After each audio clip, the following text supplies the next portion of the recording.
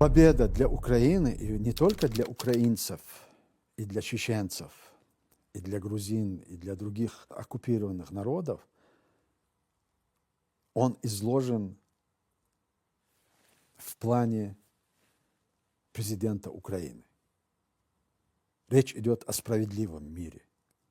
Я еще раз подчеркиваю, о какой победе может идти речь, если сегодня агрессор за те злодеяния, он будет вознагражден территориями, он освобождается от ответственности за те злодеяния и преступления, он освобождается от возмещения материального ущерба, выплаты репараций. От всего этого, если он освобождается, об этом это поражение не только Украины, это поражение всего цивилизованного мира. Тем самым они обнуляют существующую структуру стратегической безопасности мира. Если каждый, кто имеет наличие какое-то оружие, если он начнет нападать на соседа и отнимать, аннексировать территории, и за это ему ничего не будет, во что превратится мир? Поэтому я уверен в том, что для достижения победы всего цивилизованного мира необходим справедливый мир. Справедливый мир заключается в том, чтобы привлечь к ответственности за те злодеяния, которые совершены здесь. И здесь, и в Чечне. Разницы нет. Пусть на этом этапе это будет за Украину. Но все равно Чечня, она была первой.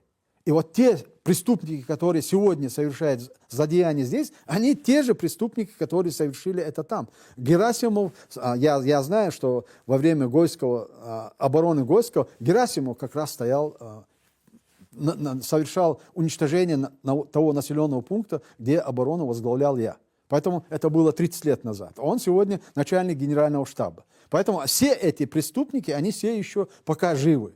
И Шаманов, и другие, и другие, и другие. Поэтому привлечение к ответственности сегодняшних преступников, это и будет означать справедливый мир и для чеченцев тоже. Это следствие того, что были не наказаны за войну в Чечне и за преступления там. И вот именно поэтому, тогда, когда это касалось нас, мир закрыл на это глаза.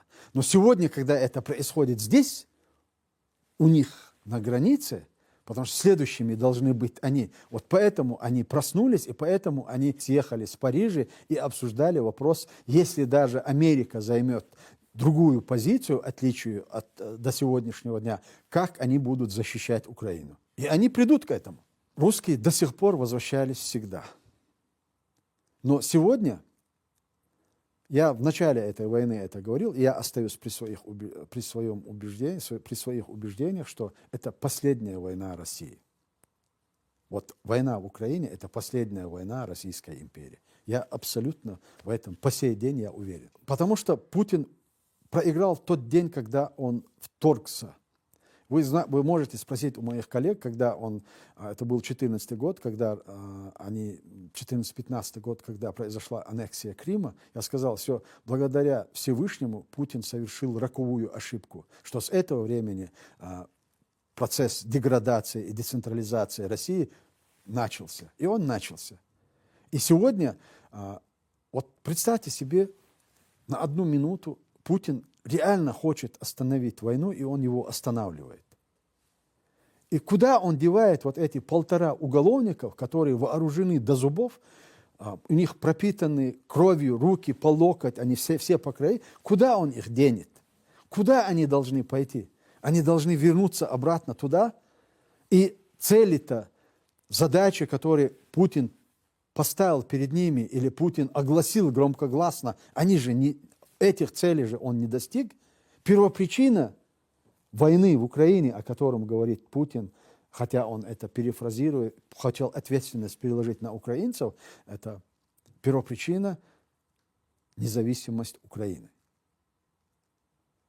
Украина, даже при том раскладе, вот, при том самом плохом сценарии, о котором мы сегодня рассуждаем, Украина сохраняется как независимое государство.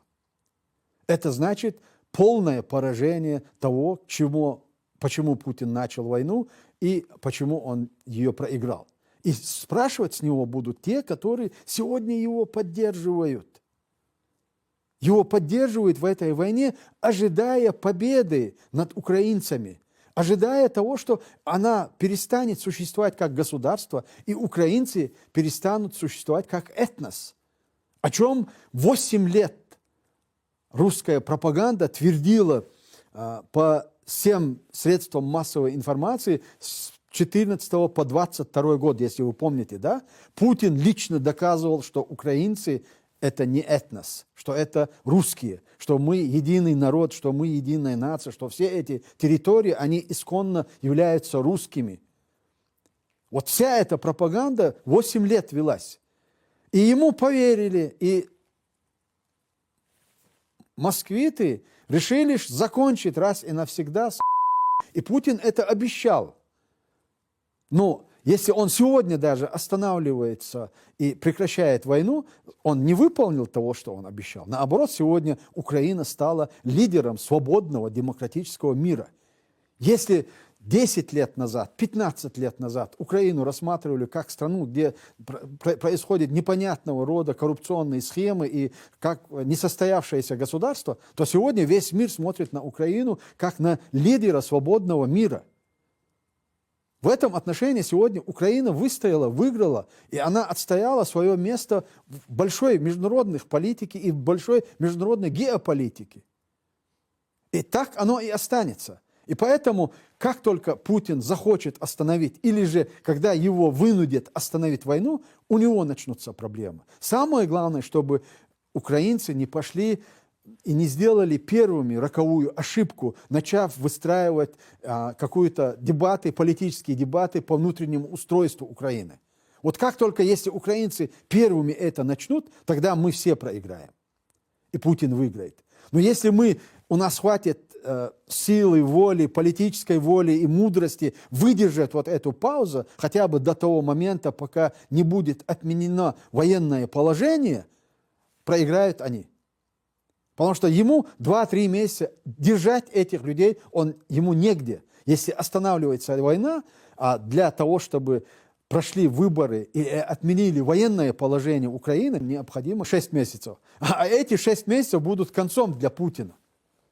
Просто для него они будут концом, если эти 6 месяцев он не будет воевать. Поэтому я на перспективу того, что американцам или им удастся сегодня остановить войну, я большой скептик в этом отношении, потому что я знаю Россию, и я знаю вот эту сущность этой страны и этой империи, и той системы, которая сегодня управляет этой страной. Они не могут существовать без войны. Вот эта система, она с 90-х годов выстраивалась на войнах. И по сегодняшний день она держится на войнах. Как только останавливается война, она перестает существовать. И мы можем быть уверены и вычислить для себя, когда война закончится. Если Путина снесут, и он уйдет с политической арены, это означает, что система меняется, система перестраивается. И в этом случае можно рассчитывать на то, что война закончится. Но за этим же опять-таки пойдут уже другие дезинтеграционные процессы в самой России. И Кавказ, и другие регионы, которые сегодня вынуждены остаются в этом правовом поле России, они начнут определяться. И вот это и есть то, что я говорю, что это последняя война Российской империи.